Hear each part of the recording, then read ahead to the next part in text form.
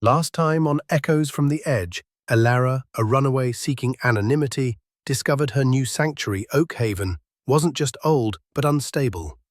The town itself seemed to shift, subtly at first, then undeniably. Tonight, Oakhaven begins to reveal its true, horrifying nature, turning her quiet hideaway into a maddening, impossible labyrinth. The shifts became frequent and undeniable.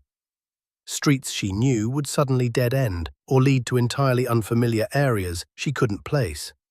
Buildings she'd seen yesterday were gone, replaced by empty lots or different structures.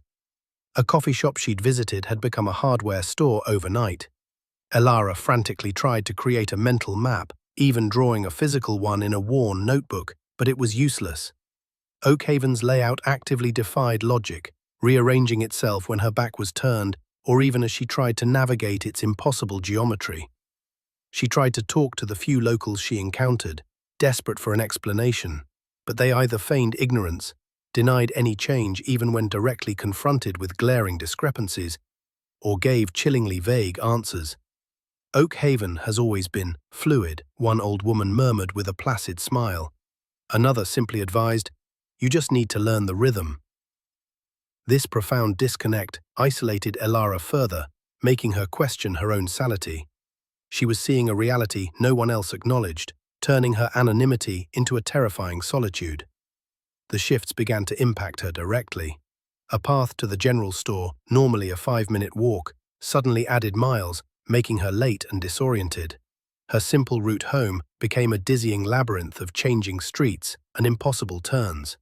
The town began to feel hostile in its unpredictability, not haunted by a ghost, but by an unsettling, unseen intelligence that played with space and perception.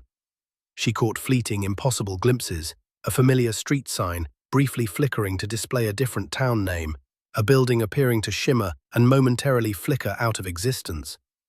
Elara became increasingly sleep-deprived and paranoid. The anonymity she sought was now a cage, as she could no longer trust the very ground she walked on. Then a nightmarish escalation. She found herself trapped in a particularly confusing shift. She walked down what she thought was a main road, only to round a corner and find herself back at the exact same spot she'd just left.